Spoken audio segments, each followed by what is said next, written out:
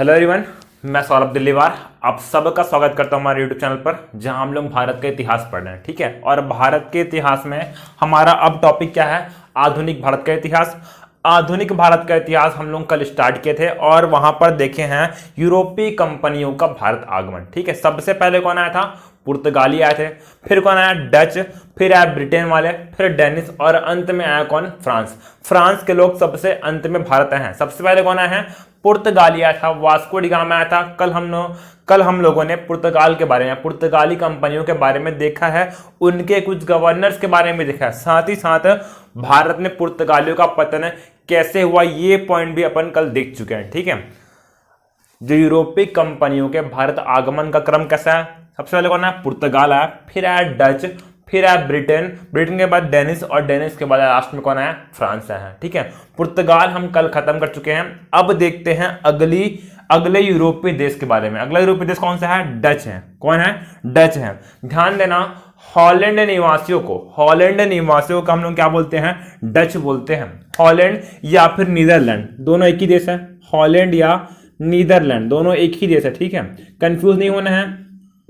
Holland और Netherlands एक ही देश का नाम है और वहां के निवासियों को क्या बोलते हैं? डच बोलते हैं। ये द्वितीय देश है, ये यूरोपीय कंपनियों में द्वितीय देश है जो भारत में व्यापार के उद्देश्य से आए थे। कौन आया था? 1595 में। ध्यान देना, 1595 में एक व्यक्ति है, नाम क्या है? Cornelius Houtman. क्या नाम है? कार्नेलियस हाउटमैन नाम का एक डच नागरिक कहां है? इंडोनेशिया है। कहां है? इंडोनेशिया। अभी भारत नहीं पहुंचा है। 1595 की बात है। कार्नेलियस हाउटमैन नाम का एक डच नागरिक कहां है? इंडोनेशिया में सुमात्रा पहुंचा है। इंडोनेशिया में कहां पहुंचा है? सुमात्रा पहुंचा है। और उसका उद्देश्य क्या है? इंडोनेशिया और नीदरलैंड के मध्य व्यापारिक संबंध स्थापित करना। ठीक है, इंडोनेशिया और नीदरलैंड के मध्य व्यापारिक संबंध स्थापित करना। लेकिन तभी उसे पता चलेगा क्या? जो पुर्तगाली हैं वो भारत से बहुत अधिक लाभ जनरेट कर रहे हैं, बहुत ज्यादा लाभ कमा रहे हैं। कहां से? भारत से। इसी कारण अब इनकी दिलचस्पी, अब कार्नेलियस हाउटमैन की दिलचस्पी क्या है कि भारत पर भी आक्रमण करना है, वहां से भी व्यापारिक संबंध स्थापित करना है। और इसी कारण अब कार्नेलियस हाउटमैन कहां पहुंचा है? भारत पहुंचा है। 1596 में कहां पहुंचा है? भारत पहुंचा है। आया कहां था पहले? इंडोनेशिया में सुमात्रा आया था और उसके एक साल बाद ही कहां पहुंच गया है? भारत पहुंच गया है। लेकिन जब कार्नेलियस हाउटमैन भारत पहुंचा है, तब उसे नीदरलैंड की सरकार के द्वारा कुछ अधिकार दिए, कुछ व्यापक अधिकार दिए गए हैं। ठीक है, हमने पढ़ा पुर्तगाल के बारे में। उसके बाद कौन आया है? डच। जब डच नागरिक कार्नेलियस हाउटमैन भारत आया है, तब डच सरकार के द्वारा, नीदरलैंड की सरकार के द्वारा इस कार्नेलियस हाउटमैन को कुछ व्यापक अधिकार दिए गए हैं। उस अधिकार में सम्मिलित क्या है? उस अधिकार में सम्मिलित है क्या? 21 वर्षों तक का व्यापारिक एकाधिकार। ठीक है, जो कार्नेलियस हाउटमैन आया है वो अकेले नहीं आया है, वो एक कंपनी के अंतर्गत एक कर्मचारी है, अधिकारी है। और उस कंपनी का नाम क्या है? Dutch east India company. क्या नाम है? Dutch east India company. ठीक है, ये क्या है? एक कंपनी का अधिकारी है। उस कंपनी का नाम क्या है? Dutch east India company. और उस कंपनी को नीदरलैंड की सरकार के द्वारा 21 वर्षों का व्यापारिक एकाधिकार प्रदान किया गया है। ठीक है, कितने वर्षों का? 21 वर्षों का व्यापारिक एकाधिकार नीदरलैंड की सरकार के द्वारा डच ईस्ट इंडिया कंपनी को प्रदान किया गया है। अब यहां पे होल्ड करते हैं, व्यापारिक एकाधिकार का मतलब क्या है? व्यापारिक एकाधिकार का मतलब क्या है? ध्यान देना, सपोज दैट इंडिया है और कोई कंट्री मान लेता है बांग्लादेश। ठीक है, दो देश हो गए। अगर मैं एक कंपनी माइक्रोमैक्स को अगर मैं बोल रहा हूं कि आपको व्यापारिक एकाधिकार मिलता है बांग्लादेश के साथ, मोबाइल कंपनी का। ठीक है, इसका मतलब क्या है कि केवल और केवल भारत की कंपनी माइक्रोमैक्स केवल और केवल वही जाके व्यापार कर सकती है बांग्लादेश के साथ मोबाइल का। केवल और केवल माइक्रोमैक्स कंपनी को ही अधिकार मिलेगा मोबाइल बेचने का, मोबाइल बनाने का बांग्लादेश में। यही क्या है, व्यापारिक एकाधिकार है। मतलब भारत की कोई भी दूसरी कंपनी जैसे लावा है, कार्बन है, इन सबको अनुमति नहीं मिलेगी कि आप बांग्लादेश जाकर वहां पर अपना प्रोडक्ट बेचें या खरीदें या फिर वहां प्रोडक्शन स्टार्ट करें। इसी को हम लोग क्या बोले हैं, व्यापारिक एकाधिकार बोले हैं। क्या बोले हैं, व्यापारिक एकाधिकार। मतलब व्यापार करने की अनुमति केवल एक ही कंपनी को मिली है, केवल एक ही कंपनी को व्यापार करने की अनुमति मिली है, दूसरी कोई कंपनी इस देश की, ठीक है, नीदरलैंड देश की कोई भी दूसरी कंपनी भारत के साथ व्यापार नहीं करेगी। इसी को हम लोग क्या बोले हैं, व्यापारिक एकाधिकार बोले हैं। इस डच ईस्ट इंडिया कंपनी को 21 वर्षों का व्यापारिक एकाधिकार नीदरलैंड की सरकार के द्वारा दिया गया था। साथ ही साथ उन्हें युद्ध करने की, संधि करने की और भारत के क्षेत्रों को अधिग्रहित करने की भी अनुमति मिली थी। ठीक, क्या बोल रहा हूं, युद्ध करने की, संधि करने की, भारत के क्षेत्रों को अधिग्रहित करने की और साथ ही जो कंपनी बनाएंगे, जो फैक्ट्री बनाएंगे, उस फैक्ट्री की किलेबंदी करने की अनुमति भी नीदरलैंड सरकार के द्वारा इस डच ईस्ट इंडिया कंपनी को प्रदान की गई थी। ठीक है, पहला क्या है, व्यापारिक एकाधिकार, साथ ही युद्ध करना, भारतीय क्षेत्रों को अधिग्रहित करना, संधि करना, साथ ही जो अपनी कंपनी है, अपनी जो फैक्ट्री है, उसकी किलेबंदी करना। ये सब अधिकार इस डच ईस्ट इंडिया कंपनी को वहां की स्थानीय सरकार मतलब नीदरलैंड की सरकार के द्वारा प्रदान की गई थी। ठीक है, मैं कल भी बोला हूं, आज भी बोल रहा हूं कि प्री में क्वेश्चन पूछता है कि यूरोपीय कंपनियों ने अपनी पहली फैक्ट्री या पहली कोठी कहां बनाई थी। ये क्वेश्चन पूछ सकता है प्री में भी और व्यापक में भी। व्यापक में भी क्वेश्चन पूछा है, बार पूछा है। ठीक है, हमने पढ़ा है पुर्तगालियों ने अपनी पहली फैक्ट्री कहां बनाई थी, कोचीन में। कहां बनाई थी, कोचीन में बनाई थी। ठीक है, दूसरी फैक्ट्री कन्नौर कर्नाटक में बनाई थी। ठीक है, आपको ये सब याद करना है, आपको पहली कोठी, एटलीस्ट पहली तो याद करना है, सेकंड अगर नहीं हो रहा कोई बात नहीं, लेकिन पहली कोठी सभी यूरोपियन कंपनीज का आपको याद करना है। ठीक है, देखते हैं डचों ने अपनी पहली फैक्ट्री अर्थात कोठी कहां बनाई है, मछलीपट्टनम बनाई। कहां बनाई है, मछलीपट्टनम। कई बुक में इसी को लिखा क्या, मसूलीपट्टनम। क्या लिखा है, मसूलीपट्टनम। दोनों सेम है, मछलीपट्टनम और मसूलीपट्टनम दोनों सेम ही है, जो कि है कहां, आंध्र प्रदेश में। ठीक है, डचों ने अपनी पहली फैक्ट्री 1605 ईस्वी में मछलीपट्टनम आंध्र प्रदेश में बनाई है। ठीक है, फैक्ट्री या फिर कोठी, मैं फिर से रिपीट कर रहा हूं, फैक्ट्री और कोठी का मतलब ये नहीं कि वहां प्रोडक्शन हो रहा है। ठीक है, फैक्ट्री का मतलब ये नहीं है कि वहां पर प्रोडक्शन हो रहा है, कुछ प्रोडक्ट बन रहा है। ठीक है, केवल और केवल एक मतलब क्या है कि वहां पर ये अपना जो सामान है, सामान को स्टोर करके रख रहे हैं। उसी को हम लोग क्या बोले हैं, कोठी बोले हैं, फैक्ट्री बोले हैं। और डचों ने अपनी पहली फैक्ट्री मछलीपट्टनम में आंध्र प्रदेश में बनाई थी। ठीक है, उसके बाद 1610 में इन्होंने अपनी द्वितीय फैक्ट्री पुलिकत बनाई। कहां बनाई है, पुलिकत में। और इसी पुलिकत को उन्होंने अपना क्या बनाया है, मुख्यालय बनाया है। इसी पुलिकत को उन्होंने अपना मुख्यालय बनाया है। क्लियर है, अब ध्यान देना, कल पढ़े अपन पुर्तगालियों का पतन। क्या पढ़े हैं, पुर्तगालियों का पतन। वहां पर मैं एक पॉइंट लिखवाया था क्या, ठीक है, ये भारत का कोस्ट है। ठीक है, पुर्तगाली इस वाले कोस्ट पर, पश्चिमी तट पर कब्जा जमा कर बैठे हैं। साथ ही नून्हो डी कून्हो जब भारत आया है तब उसने पूर्वी तटों पर कब्जा करना आरंभ किया था। लेकिन जैसे ही कॉर्नेलियस हाउटमैन कहां भारत आया है, उसने इस पूर्वी तटों पर कब्जा करना आरंभ कर दिया है।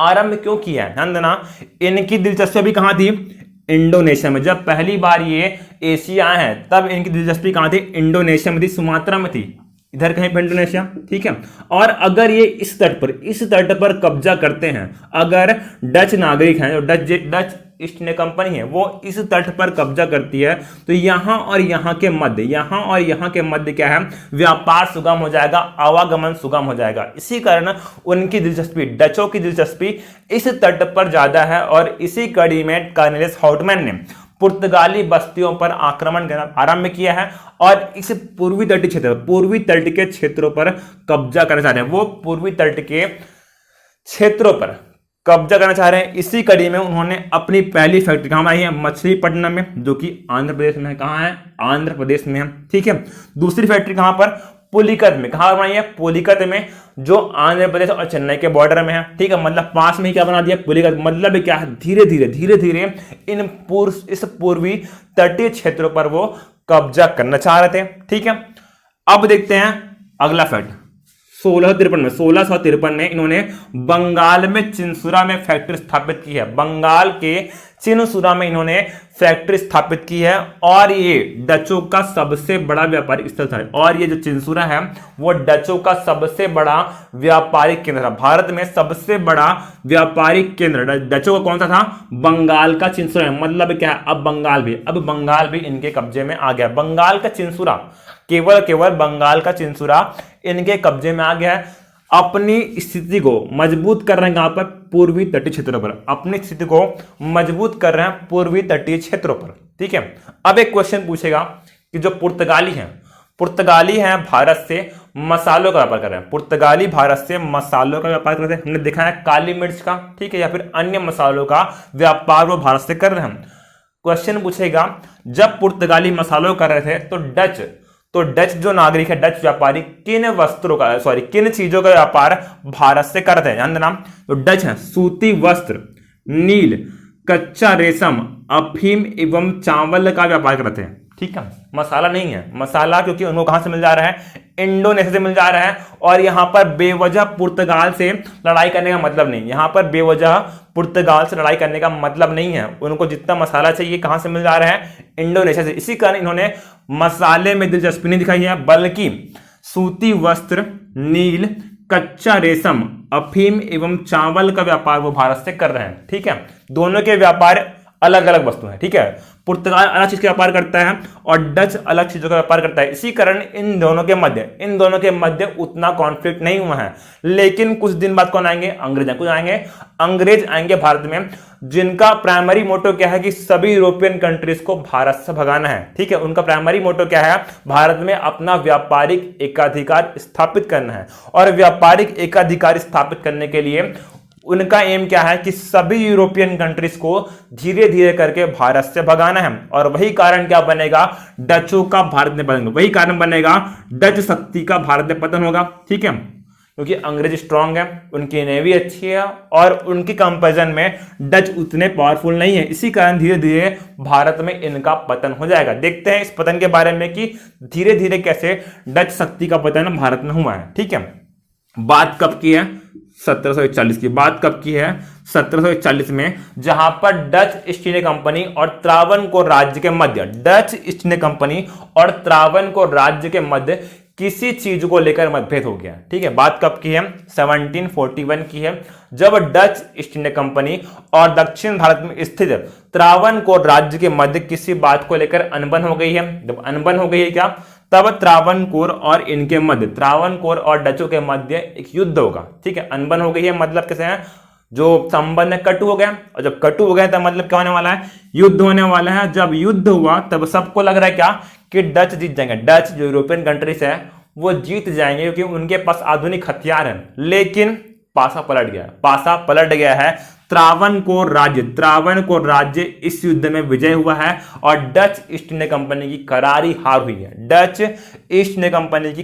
हार हुई है। ध्यान देना, त्रावणकोर एक छोटा राज्य है और उसने इन्हें हरा दिया है। तब लोगों के मन में यह भ्रम टूट गया है कि इन्हें पराजित करना मुश्किल है, ऐसा भ्रम टूट गया है। अब छोटे मोटे राज्य भी इन्हें आंख दिखाने लग गए हैं और इनके क्षेत्रों पर लूटपाट करना आरंभ कर दिया है। ठीक है, धीरे धीरे अब डच शक्ति का पतन होने आएगा क्योंकि एक छोटे राज्य त्रावणकोर ने डचों को हरा दिया। मतलब क्या है? यह भ्रम टूट चुका है कि ये बहुत पावरफुल है।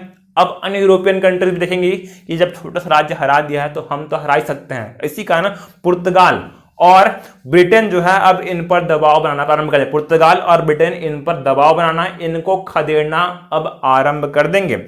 इसी कड़ी में 1759 में डच और अंग्रेजों के मध्य, ठीक है, अंग्रेज का एम क्या है? भारत में व्यापारिक एकाधिकार स्थापित करना और भारत में एकाधिकार स्थापित करने के लिए वो अन्य यूरोपियन कंट्रीज को भारत से भगा रहे हैं। और इसी कड़ी में डचों को भारत से भगाने के लिए उन्होंने एक युद्ध लड़ा है। उस युद्ध को हम लोग बोलते हैं क्या? बेदरा का युद्ध। क्या बोलते हैं? बेदरा का युद्ध। मोस्ट इंपोर्टेंट है, मार्क कर लीजिए। ये क्या है, इंपॉर्टेंट युद्ध है, आपको याद करना है। बेदरा का युद्ध कब हुआ है, 1759 में। कब हुआ है, 1759 में हुआ है। डच और अंग्रेजों के मध्य, डच और अंग्रेजों के मध्य क्या हुआ है, बेदरा का युद्ध हुआ है। जब युद्ध हुआ उसमें अंग्रेज जीत गए, उसमें अंग्रेज जीत गए हैं, डचों की पराजय हुई है, डचों की पराजय हुई है। जब वो हार गए हैं तब उन्हें भारत छोड़कर जाना पड़ा है, तब डचों को भारत छोड़कर जाना पड़ा है। ठीक है, कौन सा युद्ध है, बेदरा का युद्ध है। कौन सा युद्ध है, बेदरा का युद्ध। कब हुआ है, 1759 में हुआ है। किन के मध्य हुआ है, डच और अंग्रेजों के मध्य। जीता कौन है, अंग्रेज जीत गए हैं और डचों को भारत छोड़कर जाना पड़ा है। ठीक है, डचों को भारत छोड़कर जाना पड़ा है। अब ध्यान देना, क्वेश्चन प्री के अकॉर्डिंग क्वेश्चन सुनना। भारत आने वाले प्रथम यूरोपीय यात्री कौन है, पुर्तगाली। कौन है, पुर्तगाली है।